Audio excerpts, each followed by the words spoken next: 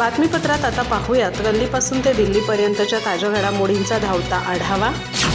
पंतप्रधान नरेंद्र मोदी यांनी शनिवारी दुपारी 12:30 वाजता यूपीमधील जेवर इथं नोएडा आंतरराष्ट्रीय विमानतळाच्या पहिल्या टप्प्याचं उद्घाटन केलं। हे सध्या भारतातील सर्वात मोठं आणि आशियातील दुसरं सर्वात मोठं विमानतळ आहे। 4 टप्पे पूर्ण झाल्यावर हे आशियातील सर्वात मोठं विमानतळ बनेल।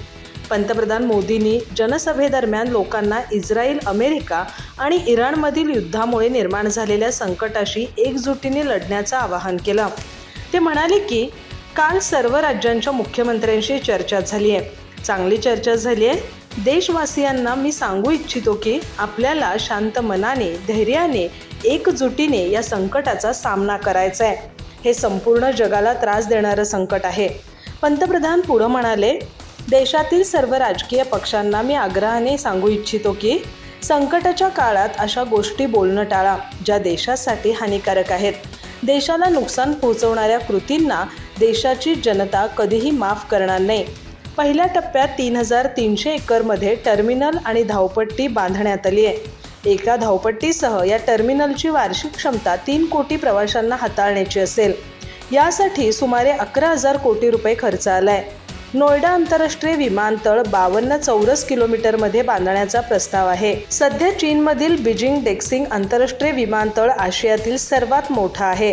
त्याचं क्षेत्रफळ 47 चौरस किलोमीटर आहे। तथापि पूर्ण होण्यासाठीची अंतिम मुदत 2040 आहे। नोएडा विमानतळ प्राधिकरणाशी संबंधित अधिकाऱ्यांनी सांगितलं की विमानतळावरून मे महिन्यापासून विमानांची उड्डाणे सुरू होऊ शकतात। विमानतळाचे सर्वात मोठं वैशिष्ट्य हे आहे की प्रवेश केल्यानंतर 20 मिनिटांपेक्षा कमी वेळेत बोर्डिंग शक्य आहे। प्रकाश आंबेडकरांच्या नेतृत्वातील वंचित बहुजन आघाडीने भोंदू अशोक खरातच्या जीवाला पोलीस कोठडीत मोठा धोका असल्याचा संशय व्यक्त केला आहे। भोंदू अशोक खरात गुन्हेगारच नाही तर या प्रकरणातील एक महत्त्वाचा साक्षीदार आहे। या प्रकरणात गुंतलेले लोक पाहता त्याच्या जीवाला कोठडीत मोठा धोका आहे, त्यामुळे त्याला तात्काळ उच्च सुरक्षा कोठडीत ठेवण्याची गरज आहे असं वंचितनं म्हटलं आहे। अशोक खरातवर नाशिक आणि परिसरातील अनेक महिलांचे लैंगिक शोषण केल्याचा आरोप आहे। त्याच्याशी कथित संबंध असल्याच्या संशयावरून सत्ताधारी राष्ट्रवादी काँग्रेसच्या रुपाली चाकणकर यांना प्रथम राज्य महिला आयोग आणि नंतर महिला प्रदेशाध्यक्षपदाचा राजीनामा द्यावा लागला आहे। या प्रकरणी त्यांच्यावर टीकेची झोड उठली आहे। या पार्श्वभूमीवर वंचित बहुजन आघाडीने अशोक खरातच्या जीवितास पोलीस कोठडीतच मोठा धोका असल्याचा संशय व्यक्त करत त्याला तात्काळ उच्च सुरक्षा कोठडीत हलवण्याची मागणी केली आहे। वंचितने शनिवारी आपल्या एका पोस्टमध्ये म्हटलं आहे की स्वयंघोषित बाबा अशोक खरात याच्याशी संबंधित प्रकरणातील घडामोडींवर आम्ही बारकाईने लक्ष ठेवून आहोत। आतापर्यंत जगाने जे पाहिलं ते केवळ हिमनगाचं एक टोक आहे। वंचित बहुजन आघाडीला असं समजलं आहे की अनेक मंत्री आणि त्यांचे कुटुंबीय, प्रशासनातील नोकरशहा यांच्यासह अनेक प्रभावशाली व्यक्तींचे संभाषण रेकॉर्ड झाले आहेत। अशोक खरात केवळ गुन्हेगारच नाही तर या घोटाळ्यातील एक महत्त्वाचा साक्षीदार सुद्धा आहे। त्याला गप्प करण्यासाठी आणि या प्रकरणात गुंतलेल्या अत्यंत महत्त्वाच्या नावांची माहिती देण्यापासून रोखण्यासाठी कोठडीतच त्याची हत्या होण्याची दाट शक्यता आहे। त्याला उच्च सुरक्षा कोठडीत ठेवण्यात यावं अशी आमची मागणी आहे असं वंचितनं म्हटलं आहे। नाशिकचा विकृत भोंदूबाबा अशोक खरात याचं प्रकरण उघडकीस आल्यानंतर राजकीय वर्तुळात मोठी खळबळ माजली आहे। सुरुवातीला राज्य महिला आयोगाच्या अध्यक्षा रुपाली चाकणकर यांची ठामपणे पाठराखण करणारे राज्याचे कृषी मंत्री आणि राष्ट्रवादी काँग्रेसचे नेते दत्तात्रय भरणे यांचा सूर आता पूर्णपणे बदलला आहे। अशोक खरात हा भोंदू असून त्याला ठोकून काढलं पाहिजे अशा कडक शब्दात भरणे यांनी आता आपली भूमिका मांडली आहे। काही दिवसांपूर्वी जेव्हा अशोक खरात प्रकरणात रुपाली चाकणकर यांचं नाव चर्चेत आलं तेव्हा दत्तात्रय भरणे त्यांच्या पाठीशी खंबीरपणे उभे राहिले होते। कार्यक्रमाच्या निमित्ताने कोणाची तरी भेट झाली किंवा फोटो काढला तर त्यात चाकणकरांची काय चूक असा सवाल त्यांनी उपस्थित केला होता। आपण कोणाला तरी गुरु मानतो, यात काहीही गैर नाही असं म्हणत त्यांनी चाकणकरांचा बचाव केला होता। मात्र आता या प्रकरणाचे गांभीर्य लक्षात येता भरणे यांनी आपली भूमिका बदलली आहे। पुण्यात प्रसारमाध्यमांशी बोलताना ते म्हणाले की जेव्हा मी आधी बोललो होतो तेव्हा मला अशोक खरात याच्याबद्दल सविस्तर माहिती नव्हती। हे प्रकरण नेमकं काय आहे याची कल्पना नव्हती, पण आता सत्य समोर आल्यावर समजलं की तो एक भोंदूबाबा आहे। अशा लोकांना वेगळ्या प्रकारे अद्दल घडवली पाहिजे। दत्तात्रय भरणे म्हणाले की महाराष्ट्रात चांगले महाराजही आहेत, पण अशा 1-2 लोकांमुळे सर्वांची बदनामी होते। राज्यात अंधश्रद्धा निर्मूलन कायद्याची प्रभावी अंमलबजावणी होणं गरजेचं आहे अशी कबुलीही त्यांनी दिली. खरात हा अत्यंत चुकीचा माणूस असून मी त्याची पाठराखण कधीच करणार नाही. मुख्यमंत्री देवेंद्र फडणवीस यांनी या प्रकरणाच्या चौकशीचे आदेश दिले असून जे दोषी असतील त्यांच्यावर कठोर कारवाई होईल असं त्यांनी स्पष्ट केलं आहे. राज्याचे क्रीडा मंत्री माणिकराव कोकाटे यांना मंत्री करू नये म्हणून भोंदू अशोक खरातने सत्ताधारी राष्ट्रवादी काँग्रेसचे प्रदेशाध्यक्ष सुनील तटकरे यांना फोन केला होता, असा मोठा दावा राष्ट्रवादी काँग्रेस शरदचंद्र पवार पक्षाने केला आहे. या प्रकरणी त्यांनी कोकाटेंना त्यांच्याकडे असलेली माहिती पुढे आणण्याचंही आवाहन केलं. प्रस्तुत प्रकरणात सुनील तटकरेंसह रुपाली चाकणकर यांना सहआरोपी करून त्यांचे व्यवहार तपासले पाहिजेत, कारण अशोक खरात एकटा नसून त्याची एक मोठी टीम आहे, असंही शरद पवार गटाने म्हटलं आहे. राष्ट्रवादीच्या शरद पवार गटाचे प्रदेश प्रवक्ता तथा संघटक सचिव विकास लबांडे या प्रकरणी म्हणाले, सध्या महाराष्ट्रात हे प्रकरण गाजत आहे. त्याची नवनवीन प्रकरणे बाहेर येत आहेत. हा लिंगपिसाट भोंदूबाबाने गेल्या काही वर्षांमध्ये अनेक महिलांचे शोषण केलं आहे. अनेक महिलांचे शारीरिक, मानसिक, आर्थिक शोषण केलं. या प्रकरणात अनेक मोठे राजकीय व्यक्ती आणि उद्योजक अडकले आहेत. ही सर्व काळी कृत्य करणे हे त्याचं एकट्याचं काम नाही. त्याच्या भोवती मोठं रॅकेट किंवा मोठी टीम असल्याशिवाय हे शक्य नाही, कारण आजपर्यंत त्याच्यावर गुन्हा दाखल होऊ शकला नाही. त्याची कुकर्म बाहेर आली नाहीत. विकास लवांडे म्हणाले, अशोक खरातच्या टीममध्ये ज्यांनी आतापर्यंत राज्य महिला आयोगाचा आणि राष्ट्रवादी महिला प्रदेशाध्यक्षपदाचा राजीनामा दिला ते रुपाली चाकणकरांचा समावेश आहे. त्यांनी उपकार केल्यासारखे राजीनामे दिलेत. त्याच्यात खरोखर आरोपी आहेत. सुनील तटकरे आरोपी आहेत. हे दोघेही नाशिकच्या विमानतळावर उतरून तेथून गाडीने अनेक वेळा खरातकडे गेलेले आहेत. अनेक लोकांना त्यांच्या माध्यमातून अशोक खरात भेटला आहे. अशोक खरातचे अनेक व्यवहार या दोघांना माहीत आहेत. त्यामुळे या प्रकरणी खरात, तटकरे आणि चाकणकरांचे गत काही वर्षातील सर्व CDR तपासण्याची गरज आहे. त्यांचे मेसेज तपासले पाहिजेत. पंतप्रधान नरेंद्र मोदी यांच्या नेतृत्वात 140 कोटी जनतेची टीम इंडिया अतिशय सक्षम आहे. राऊतांनी त्यांची भूमिका काय हे स्पष्ट करणं गरजेचं आहे, कारण ते नेहमी पाकिस्तानच्या बाजूने भूमिका घेत असतात. उभाटाची टीम पाकिस्तान आहे असं भाजपचे मुख्य प्रवक्ते नवनाथ बन यांनी म्हटलंय. इंधन पुरवठा सुरळीत होण्यासाठी पंतप्रधान काम करतायत. नवनाथ बन म्हणाले की कालपर्यंत गॅस आणि इंधन पुरवठा नाही म्हणणारे संजय राऊत आज इराणमुळे देशात गॅस इंधन पुरवठा सुरळीत आहे असं म्हणत आहेत. काल जेव्हा अफवा पसरवणाऱ्यांवर गुन्हा दाखल करणार ही धमकी दिली तेव्हा त्यांचं डोकं ठिकाण्यावर आलं. पंतप्रधान नरेंद्र मोदींच्या नेतृत्वामुळे सर्व गोष्टी सुरळीत सुरू आहेत. नवनाथ बन म्हणाले की संजय राऊत यांनी जातींमध्ये आणि धर्मात वाद लावण्याचं काम करू नये. राज्यातील धार्मिक स्थळांना गॅस पुरवठा करण्यासाठी राज्य सरकार प्रयत्न करत आहे. कुठेही धार्मिक भेदभाव करणं महाराष्ट्र सरकारचं काम नाही.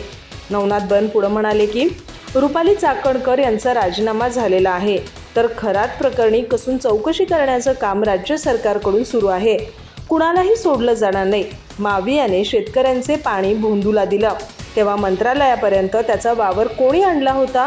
राऊतांच्या दबावामुळेच खरातला पाणी देण्यात आलं. ही माहिती आमच्याकडे आहे.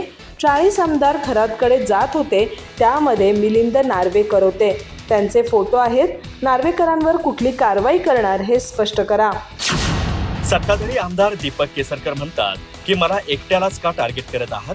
खरातकडे 40 आमदार जात होते. हे 40 आमदार कोण हे पुढे आलं पाहिजे, असं खासदार संजय राऊत यांनी म्हटलं आहे. खरातासाठी विमानांची सोय करणारे सरकारमधील कोण लोक होते हे जाहीर केलं पाहिजे, अशी मागणीही राऊतांनी केली आहे. संजय राऊत म्हणाले की खरात दिल्लीमध्ये जाताना कोणाला भेटत होते हे जर पोलीस तपासात निष्पन्न झालं असेल तर ते समोर आलं पाहिजे. अशोक खरात याचा वावर सर्वत्र होता. सरकारने त्याला राजमान्यता दिली होती. ज्यांनी त्यांना राजमान्यता दिली ती लोक फडणवीस यांच्या मंत्रिमंडळात आजही आहेत. फडणवीसांनी त्यावर बोलावं. एखाद्या समाजाच्या मंदिरासाठी मंत्री जर वेगवेगळी व्यवस्था करत असतील तर त्यावर आम्ही टीका करणार नाही. नरेंद्र मोदी यांनी जी चूक केली ती देवेंद्र फडणवीसांनी करू नये. त्यांनी विरोधी पक्षातील नेत्यांसोबत यावर बैठक घ्यावी. विरोधी पक्षनेता नेमावा, तरच टीम महाराष्ट्रात तयार होईल. संजय राऊत म्हणाले की आपले पंतप्रधान कधी राष्ट्रीय विचार करतात का? मुळात त्यांच्या पक्षातील टीम त्यांच्याकडे नाही. हम दो हमारे दो असं म्हणत ते वागतात. जे सर्वपक्षीय बैठकीला उपस्थित राहिले नाही ते टीम इंडिया म्हणत आहेत. हे सर्व ढोंग आहे. ते कधीच विरोधी पक्षाला विश्वासात घेत नाहीत. पंतप्रधान नरेंद्र मोदी कधीच कोणत्या विषयावर चर्चा करत नाहीत. संजय राऊत म्हणाले की मंत्री झिरवळ यांचा व्हायरल झालेल्या व्हिडिओची पडताळणी कशी करणार? मुख्यमंत्र्यांनी किरण सोमय्या यांच्या व्हिडिओची सत्यता तपासणार होते असंही ते बोलले होते, पण ती सत्यता पडताळली पाहिजे. विरोधी पक्षाबद्दल असं काही घडलेलं असतं तर सरकारने आधी फाशी मग चौकशी अशी भूमिका घेतली असती. इथे फाशीचं नावच नाही, करू चौकशी अशी सुरू आहे. खरात प्रकरणी आर्थिक गोष्टीचा तपास करण्यात यावा अशी मागणी आपण मुख्यमंत्री देवेंद्र फडणवीस यांच्याकडे करणार आहोत. चाकणकर यांचा आयोगाचा आणि प्रदेशाध्यक्ष पदाचा राजीनामा एकाच वेळी होऊ शकला असता.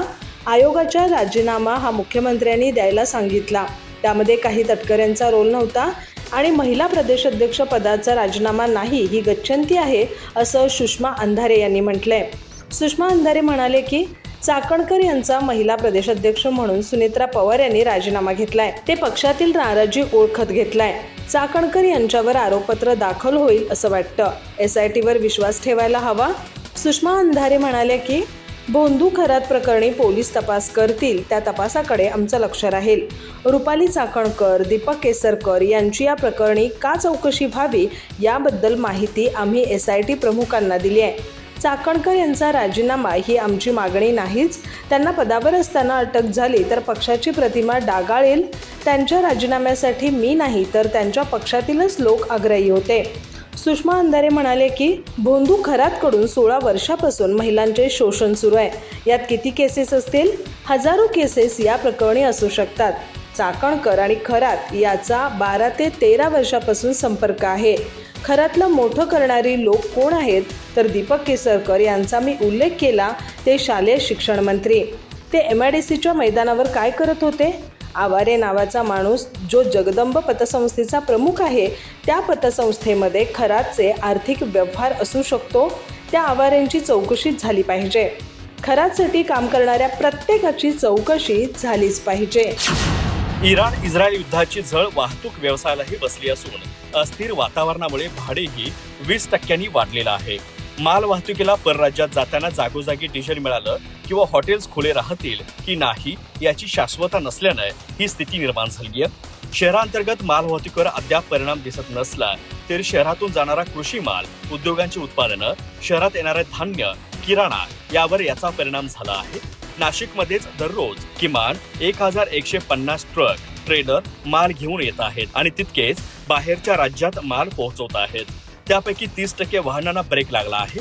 माल वाहतूक व्यवसायाला देशाच्या धमन्या मानल्या जातात. मात्र गेल्या 5 दिवसांपासून देशभरात इंधनासाठी लागलेल्या रांगांमुळे रस्त्यात डिझेल मिळेलच याची शाश्वती राहिलेली नाही. दुसरी बाब म्हणजे व्यावसायिक सिलेंडर अभावी अनेक हॉटेल्स बंद पडले आहेत. त्यामुळे जेवण मिळेलच याची शाश्वती वाहन चालकांना राहिलेली नाही. अनेक वाहन चालक वाहन रस्त्याच्या कडेला लावून आपला स्वयंपाक बनवतात. त्याकरिता प्रवासात कुठेही घेऊन जाता येणारं 3 लिटरचं सिलेंडर वापरलं जातं. ते यापूर्वी कुठेही भरून मिळत होतं किंवा बदलून मिळत होतं. आता तेही मिळणं बंद झालंय. या सर्व अनिश्चिततेमुळे वाहन चालक एकतर माल वाहतुकीला जाण्यास तयार नाहीत किंवा जास्तीचे पैसे मागतात. यामुळे माल वाहतुकीचं भाडंही 20% महागलं असून किमान 30% वाहनांना ब्रेक लागला आहे. शहरातून बाहेर जाणारा माल नेण्यासाठी काही प्रमाणात ब्रेक लागला आहे. तसेच बाहेरील राज्यातून शहरात येणारा मालही मोठ्या प्रमाणात बंद झाला आहे. यामुळे अशी स्थिती राहिली आणि त्यात आणखी भर पडल्यास व्यवसायाला दुहेरी फटका बसण्याची शक्यता आहे. यामुळे व्यापार आणि उद्योग जगतातून चिंता व्यक्त होतीये. अधिक माहिती आणि ताज्या घडामोडींसाठी आजच आमचे चॅनल सबस्क्राईब करा.